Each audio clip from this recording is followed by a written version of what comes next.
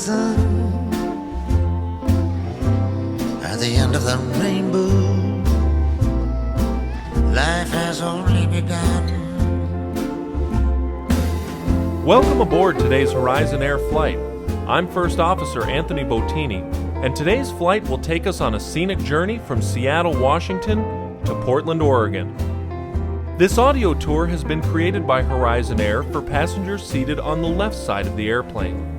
From wheels up to final touchdown, our trip will last approximately 35 minutes, and on this episode of the Horizon Air Sky Tour, we will cover over 130 miles as we follow Washington's Cascade Mountain Range to our destination at the Portland International Airport, nestled against the shore of the storied Columbia River.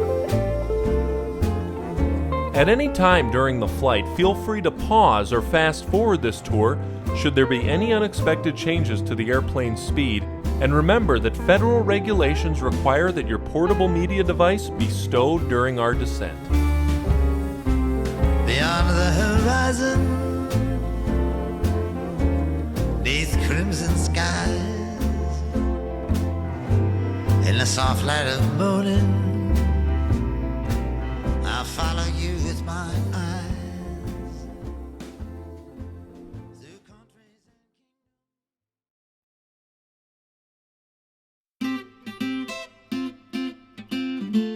As we continue our climb, the tour will begin with a magnificent view of Mount Rainier as it towers prominently above the rest of the Cascade Mountains. As the defining feature of the Seattle area landscape, Mount Rainier stands taller than any other volcano in the Cascade Range. In fact, our aircraft will level off just above Rainier's summit height of 14,410 feet. Native Americans of the Pacific Northwest named the mountain Tahoma, a Puyallup tribal name meaning Mother of Waters. The first European contact with the mountain didn't occur until 1792, when George Vancouver, the famous explorer and captain in the British Royal Navy, first sailed the waters of the Puget Sound and named the mountain Rainier after his friend, Rear Admiral Peter Rainier.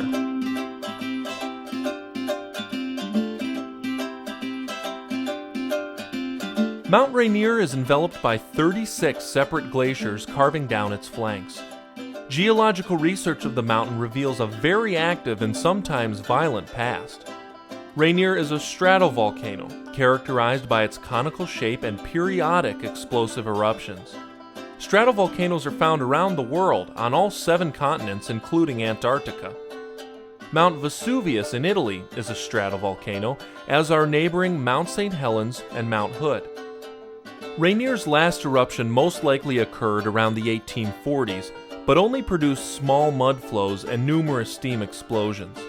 Scientists believe that the last major eruptions occurred between 1,000 and 2,300 years ago. Regardless, Mount Rainier is still classified as a dormant volcano and poses a possible risk to the heavily populated areas in western Washington. The instability and possible consequences of an erupting Rainier were chronicled in a report for Discovery magazine written by Jack McClintock.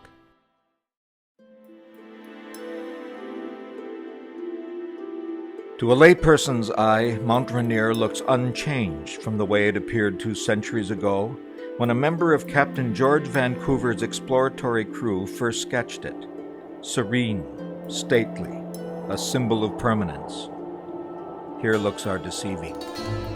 Rainier sits along the boundary of tectonic plates forming Earth's crust.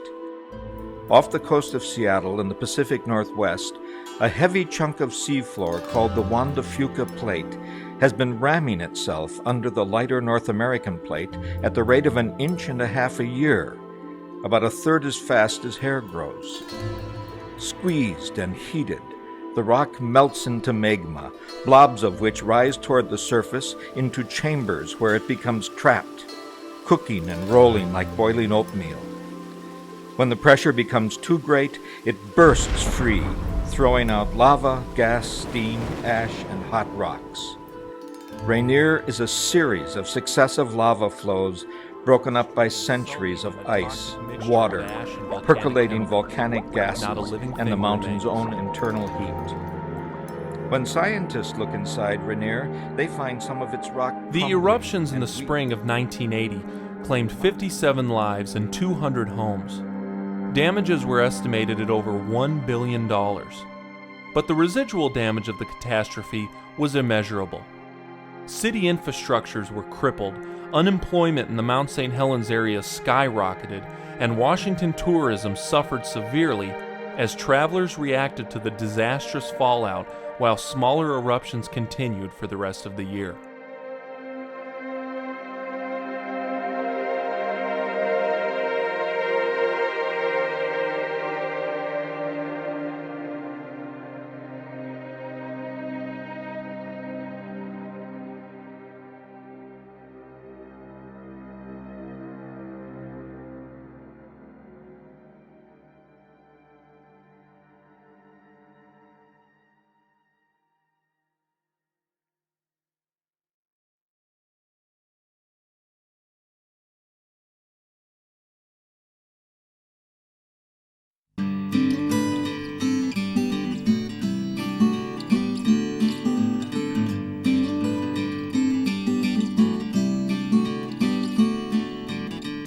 Today, Mount St. Helens is still considered an active volcano and has continued to produce minor eruptions.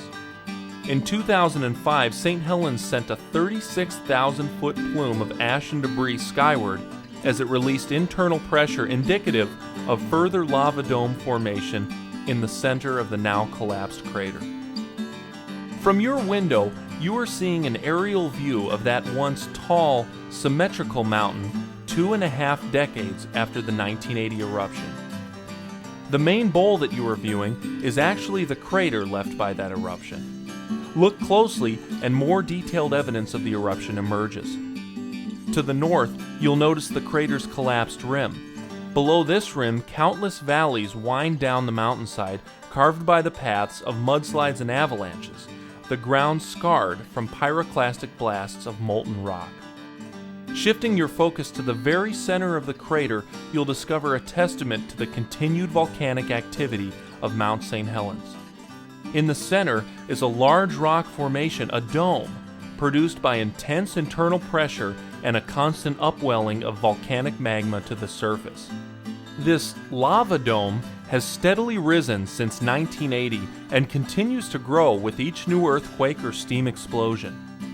In October 2004, magma reached the surface, creating a new bulge on the dome's south side that should be visible on today's flight.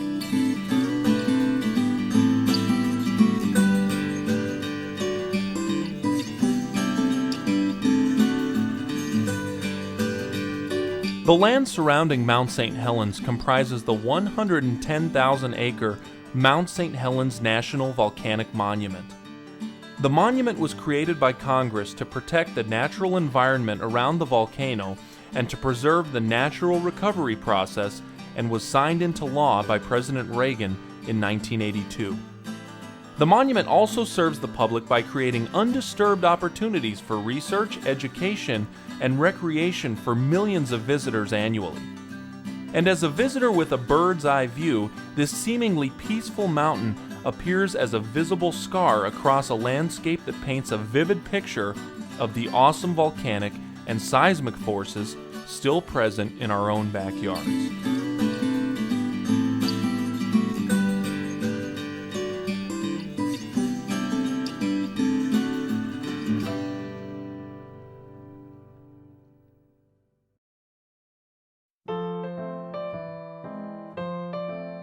As Mount St. Helens slips under the wing and we begin our descent, please prepare your belongings for arrival into Portland. All Horizon Air flights will park at Portland's A concourse, requiring no more than a 5-minute walk to the terminal's main lobby.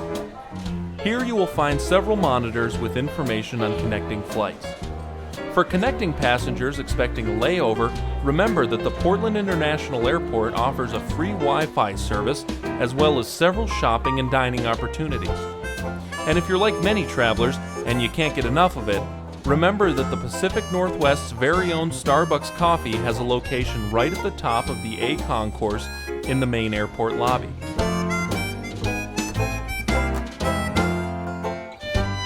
If the great city of Portland is your final destination and you will be requiring transportation, Hertz is available 24 hours a day just outside and downstairs from the main concourse. For passengers needing assistance, please stop by any Horizon Air gate agent and they will be happy to help you connect with an airport-designated escort service. From all of us at Horizon Air, it has been a pleasure having you on board. As this flight concludes, remember that your next Horizon Air Sky Tour is just a click away by going to www.alaskaair.com. Thanks for expanding your horizons, and we look forward to seeing you again soon.